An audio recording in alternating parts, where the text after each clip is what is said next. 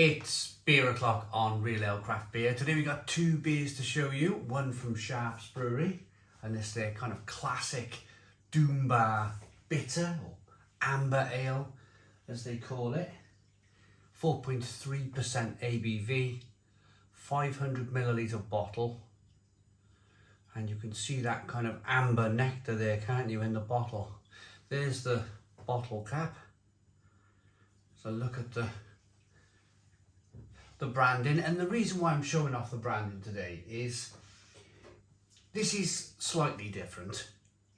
It's by Brewdog. It's called Shore Leave. So Doombar in Rock, Cornwall is a famous, it's where a lot of ships used to crash against the coast years ago. Hence the word doom, with the word doom in it, Doombar. And this is called Shore Leave. So I think that it's a bit of a Doombar rip-off, really, isn't it? It's the same ABV, 4.3.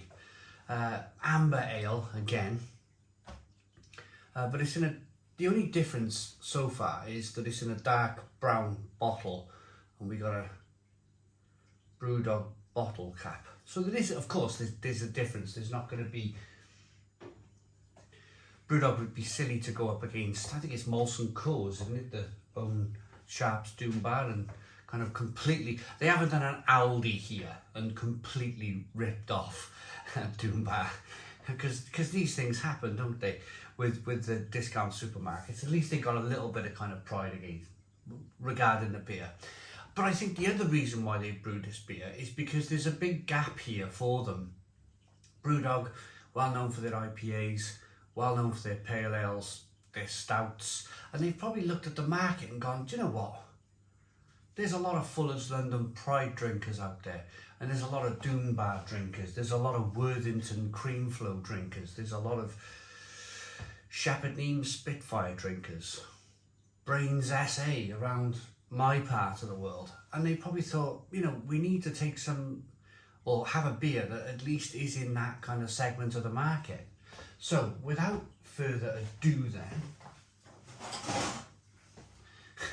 forgot a bottle opener, let's get these beers out into a glass and see what we get.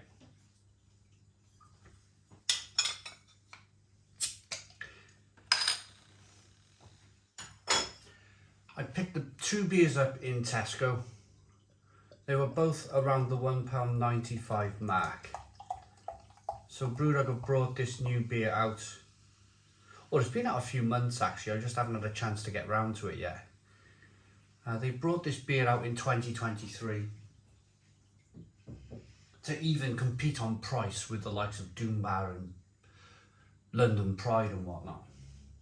So we have that amber liquid in the glass, very small one finger white head, slow moving carbonation. There's no widget in the bottom or etching in the bottom of these glasses. So let's get the Brewdog out then.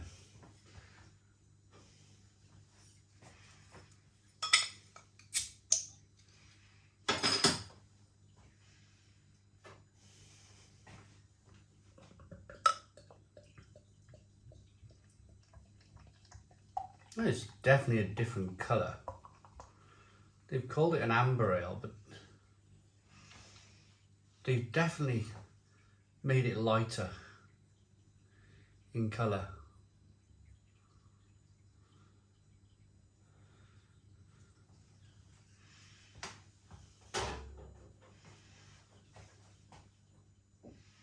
I mean, look at that. The Brewdog looks far more appetising, doesn't it? The Doombar looks almost unappetising. No head on it.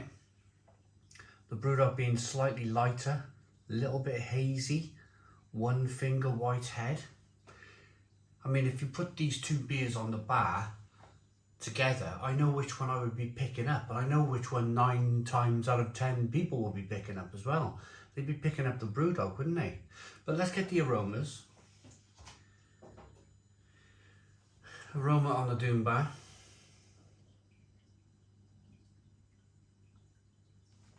Malty, rich, biscuity.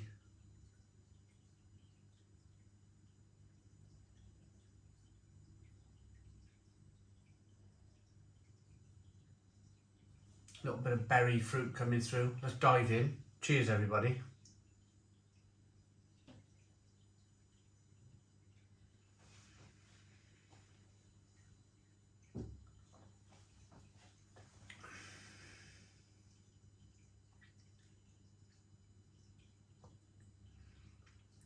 The bog standard. I mean, there's nothing wrong with it. There's nothing wrong with it at all. It's a little bit hoppy. There's a little bit of kind of berry fruit coming through.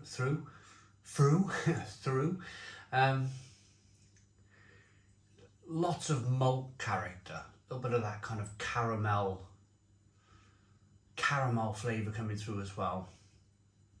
Biscuity, nutty, bready. Not in a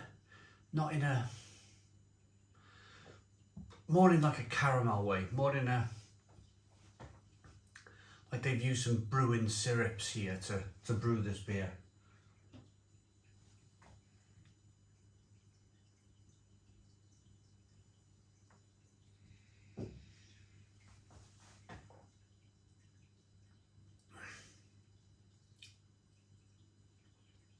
A little plum, like it's not too bad. I mean, it doesn't look great, does it? Definitely doesn't look great, but a little bit tinny, a little bit metallic. It's okay. It's okay. It's kind of, this is the thing with these big companies, you like some Molson Coors. They just make passable beers, don't they? They make beers that just about good enough. They know the British palate. They know the British drinker. They know how to make something just about acceptable for the common man on the street, and they've done that with Doombar. Let's try Brewdog Shore Leave then. Never had this before. Quite interesting to look at it. It's lighter. It's an amber ale, definitely, but it's definitely lighter to look at. A little bit more carbonation, better head retention. Let's get the aroma.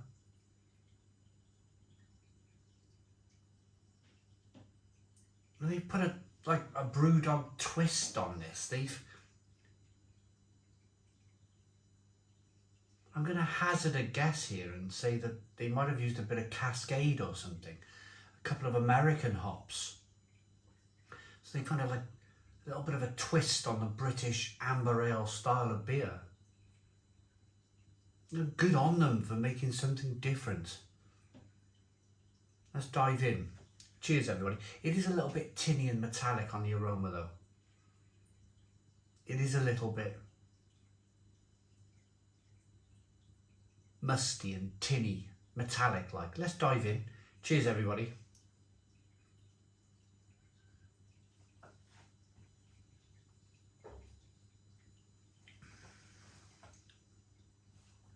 Oh.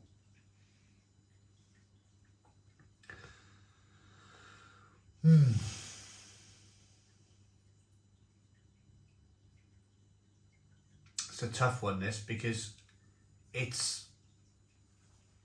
is a bit tinny and metallic, but the hop, they've added some kind of New World hops in here to try and kind of mask that tinny metallic flavour, but it's very metallic.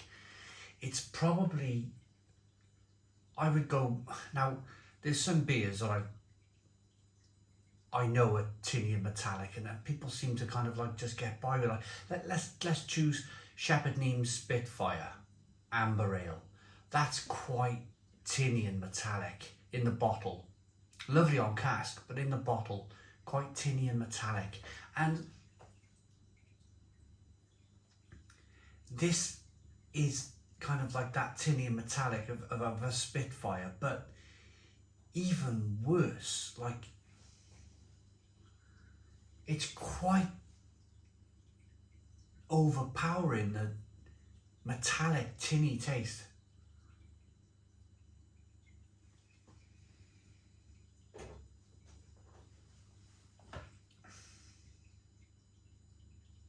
It's almost undrinkable. Then you've got these like, that kind of Brewdog water that never seems to help any of their beers. Since they moved to that brewery in Ellen, there's a distinct Brewdog flavour that comes from, it's got to be the water. It can't be anything else. It can't be the yeast. It can't be the hops or the malt, because that changes all of the time. It must be the water in Ellen. I just find it like very, it's very Brewdog-like. It's a bit like Marston's with their pedigree, where you've got that kind of sulphury Burtonisation in the water. Whereas Burton water, not Burtonisation, but Burton water is very hard. It's very kind of farty like, and Brewdog have their own kind of Ellen water, I'm going to call it. Maybe somebody should have a Twitter account called Ellen Water. Combine that with the fruits. They tried to do something here that's not quite worked out. They've added some hops then, or some hop oils or something to this beer, and this is not a good beer. I'd much prefer getting the two beers together. I mean, it looks a lot better than the Doombar, but my goodness me, it tastes nowhere near the same. Let's try the Shore Leave, and then let's try the Doombar.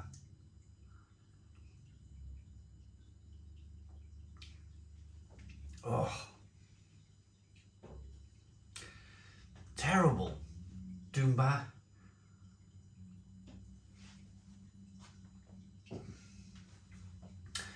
Pleasant compared to that Brewdog beer. The Doombar is quite a pleasant beer. I mean, it's not great. It's not great by no means, but this is I don't know where. I'm not doing a Brewdog rant. I don't care anymore. I simply do not care.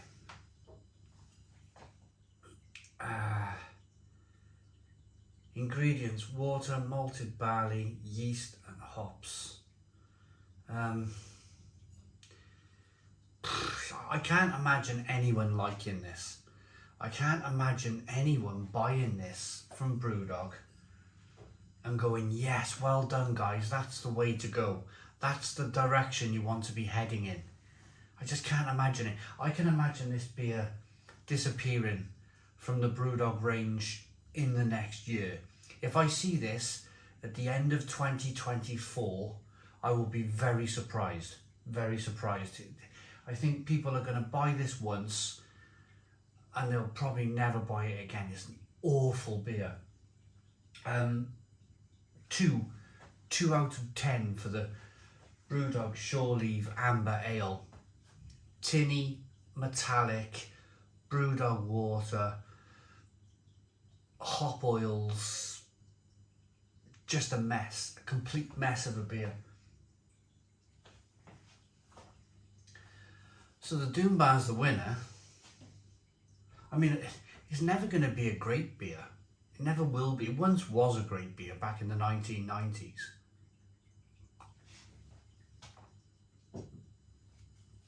That's a 5 out of 10. Doombar's a 5 out of 10 in a bottle. It's not great itself, but it's much more drinkable than the Brewdog Shore Leave.